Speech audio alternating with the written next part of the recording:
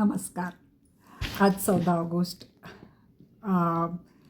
विभाजन विभीषका स्मृती दिन. किशोर बोबडे यांनी फेसबुकवर घातलेली हा लेख मी तुमच्यासाठी वाचून दाखवते. विभाजन विभीषका स्मृती दिन 14 ऑगस्ट भारताच्या इतिहासातील एक काळा अध्याय.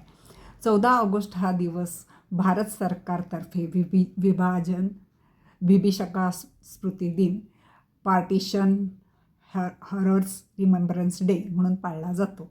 1947 मधील भारताच्या फाळणीत लाखो लोकांनी सोसलेल्या वेदना, विस्थापन आणि बलिदानाची आठवण देण्यासाठी हा दिवस समर्पित आहे.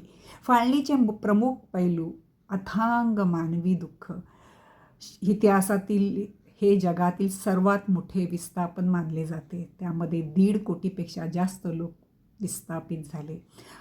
अतोनात जीवितहानी. या हिंसाचारात 5 लाख ते 10 लाख लोकांचा दुर्दैवी मृत्यू झाला. उद्ध्वस्त झालेली कुटुंबे. एका रात्रीत लोकांनी आपली घरे, जमिनी आणि पिढ्यानपिढ्याचे नातेवाईक गमावले. फाळणीच्या ऐतिहासिक वेदना आणि विभाजन विभीषका स्मृती दिनाच्या पार्श्वभूमीवर काँग्रेसच्या भूमिकेवर प्रकाश टाकूया आपण. 120 कोटी जीवांचा आक्रोश. इतिहासातील एक कटू सत्य. 14 ऑगस्ट ही एक तारीख नाही, तर देशाच्या काळजावर उमटलेला एक जखमेचा डाग आहे, जो कधीही पुसला जाऊ शकत नाही. 15 ऑगस्ट 1947ला भारत स्वतंत्र झाला खरा, पण त्या स्वातंत्र्याची किंमत देशाच्या तुकड्यांनी आणि लाखो निष्पाप नागरिकाच्या रक्ताने मोजली गेली. पण या सगळ्या प्रवासात एक प्रश्न आजही प्रत्येक भारतीयांच्या मनात उपस्थित होतो. या महाविनाशाची जबाबदारी कोणाची? काँग्रेसच्या धोरणावर, निर्णयावर काही महत्त्वाचे प्रश्न निर्माण होतात. सत्तेची घाई का ऐतिहासिक चूक? स्वातंत्र्याच्या उंबरठ्यावर असताना संपूर्ण देश अखंड भारताचे स्वप्न पाहत होता, परंतु तत्कालीन काँग्रेस नेतृत्वाने घाईघाईत फाळणीची अट स्वीकारली. ही सत्तेची घाई होती का दूरदृष्टीचा अभाव? लाखो निष्पाप जीवांचा बळी. फाळणीच्या वेळी झालेला हिंसाचार, सुमारे 15 लाख लोकांची कत्तल आणि 1 कोटीहून अधिक लोकांचे विस्थापन.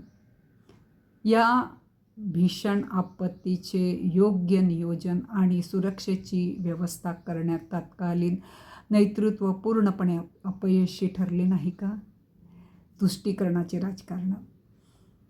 अखंड भारतासाठी लढा देणाऱ्या हुतात्म्याच्या त्यागाचा विचार न करता एक विशिष्ट राजकीय तडजोडीसाठी देशाचे तुकडे पाडण्यास संमती का दिली गेली होती? जे इतिहास विसरतात ते इतिहास घडवू शकत नाहीत.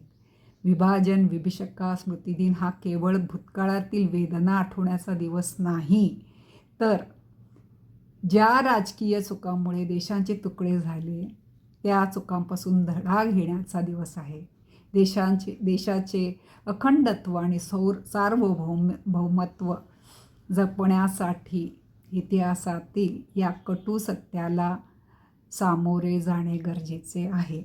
हा दिवस कोणत्याही द्वेषाला खतपाणी घालण्यासाठी नाही, तर सामाजिक सलोखा आणि मानवी संवेदना आणि देशाची एकता जपण्याची प्रेरणा देण्यासाठी आहे.